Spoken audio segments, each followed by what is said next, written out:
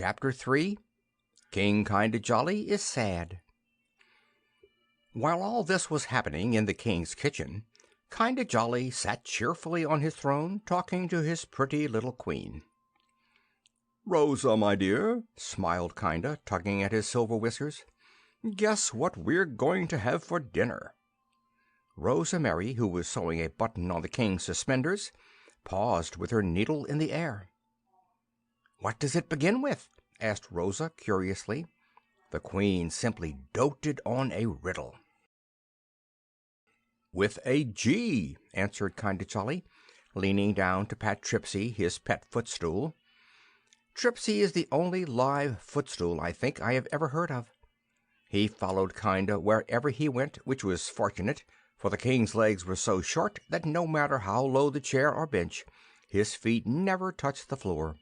In some ways Tripsy was a more useful pet than a dog. He never chased cats, nor got into fights, nor barked, except a few shins, so that Kinda Jolly was awfully fond of him. "Is it a goat?" giggled Rosa Mary, biting off her thread. "Goat?" sputtered Kinda Jolly. "I should say not. Tripsy, old boy, she says we're going to have goat for dinner." Tripsy, who had been to market with the king, Kinda being one of those dear old-fashioned fellows who do their own marketing, waved his tassel faintly to show that he appreciated the joke, while General Whiffenpuff, the king's bodyguard, and Ha-Ho, the town laugher, burst into loud roars of merriment. "Guess again," invited Kinda Jolly, putting his fingertips together and beaming on his pretty wife. "Grapes? Glue? Gumdrops?" ventured the queen, puckering up her forehead. "Gravy? Ginger? Griddle cakes? I know it's griddle cakes." "Grapes and glue and griddle cakes will give us frightful stomach aches. Ginger, grapes and glue and gravy, oh, some kind of doctor come and save ye." That was the best that Ha-Ho could think of, but they all laughed so loud that 7 little button boys stuck their heads in the window to see what all the fun was about. "Well, do you give it up?" asked Kinda, after Rosa had made 7 more merry guesses. "Yes," said the queen, shaking her head till the curls flew out in every direction. "What is it?" "A goose," puffed Kinda Jolly, settling back comfortably on his throne. "The finest, fattest goose you ever saw in your life. Cost me 1,000 gold buttons," he finished, smacking his lips and winking at General Whiffenpuff.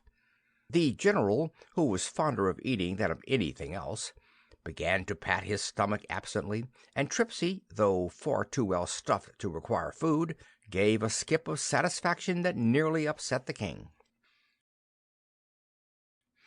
"Roast goose and apple sauce," mused Kinda, regaining his balance.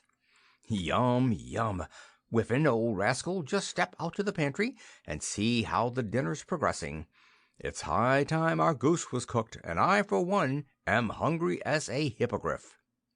They were still laughing at Ha-Ho's jokes when Whiffenpuff returned, but one look at the general sobered them at once. "Guess what we're going to have for dinner?" panted Whiffenpuff, very red in the face from his hurry. "What?" asked Rosa in surprise. "Nothin'," gulped the general dolefully. "The dinner's not going, it's gone. Our goose is hooked, tooked, crooked," finished Whiffenpuff, forgetting his grammar entirely. Of course, we have known this all along, but it was a great shock to the king. "Gone?" gasped Kinda Jolly. "But where is Mombi?" "Gone, too." "To where?" Whiffenpuff shook his head glumly, and immediately Rosa Mary, Kinda Jolly, and all the rest rushed into the kitchen to see for themselves how gone everything was. Naturally enough, they found neither Mombi nor Pajuka, and on the whole this was most fortunate, for otherwise they might have eaten the Prime Minister of Oz and swallowed him with the whole of this story. Our dinner began with a G, and now it's gone. Gone begins with G. Our dinner is gone with a G. Shall I laugh?" asked Ha-Ho, beginning to tickle himself in the ribs. "I should say not. Why, this is no laughing matter. No cook, no goose, no dinner. Oh, I'm so disappointed I could cry," choked Kinda Jolly, puffing out his cheeks. "Don't do that, don't do that," begged Rosa Mary, and, tumbling off her high stool, she sent a page flying for the town crier. I never told you there was one, but Kimbaloo has a town crier as well as a town laugher, for no one in that merry kingdom ever thinks of shedding tears. So, before one could wink, the town crier came running in with the page, and when Whiffin-Puff told him about the lost dinner, the lost goose, and the lost cook, he simply burst into tears. "How long shall I cry?" he sobbed, looking around his handkerchief at Kinda Jolly. "7 minutes for the goose and 3 for Mombi," sniffed the king, biting his lip to keep from crying himself. So the town crier jerked out another hanky, and while all the rest stood around and looked solemn, and Kinda held his watch, he wept eye after eye full of tears. "Do you feel better?" asked Rosa Mary presently, patting Kinda's plump hand. A little," acknowledged the king. "But do you suppose Mombi's gone for good?" "Well, I trust so," sniffed the town laugher, shrugging his shoulders.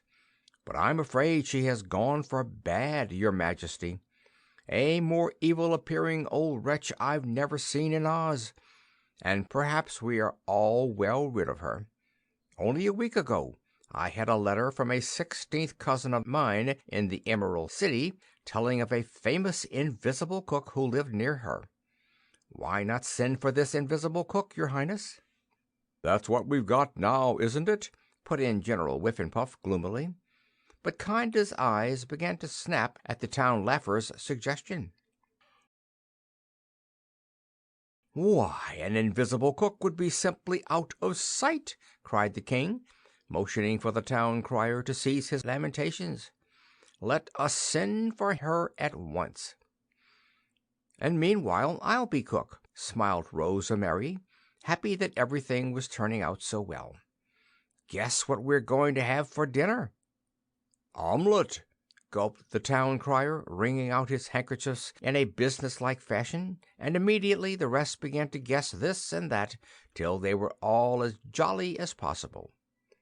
But right in the midst of this merriment, in came 10 little button boys to report the disappearance of Snip. "Snip gone!" groaned Kinda Jolly, clapping his hand to his head and falling back against the flour barrel. "Oh, this is the worst of all. Why, he's the brightest boy in Kimbaloo and the best button picker I've got. Cry, cry some more, cry a lot," wailed the poor king, shaking the town crier by the arm. So he did, and the town laugher had to blow his nose hard to keep from crying himself, for Snip was a great favorite in the palace.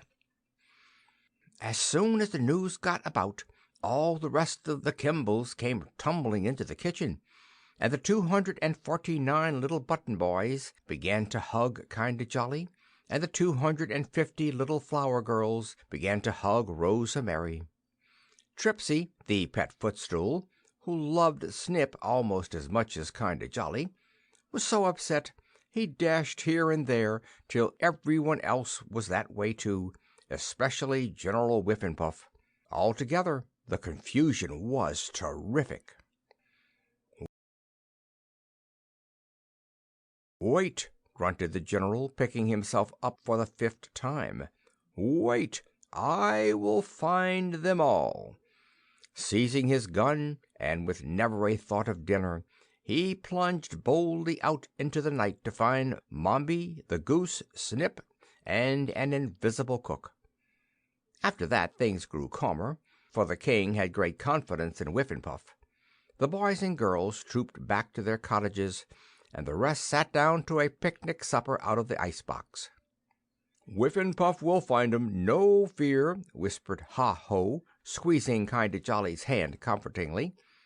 "And if he doesn't, just remember that I also have something up my sleeve." "What is it?" asked the King mournfully, and as clearly as he could, for he had half a chicken sandwich in the other cheek. "A funny bone," confided the town laugher, with so comical and important an expression that Kinda had to be thumped on the back to keep from choking. "A funny bone!" gasped the King as he recovered his breath. "Let me see it, you rascal!" So the town laugher showed Kinda Jolly his left elbow, and they both roared at the joke. End of chapter 3.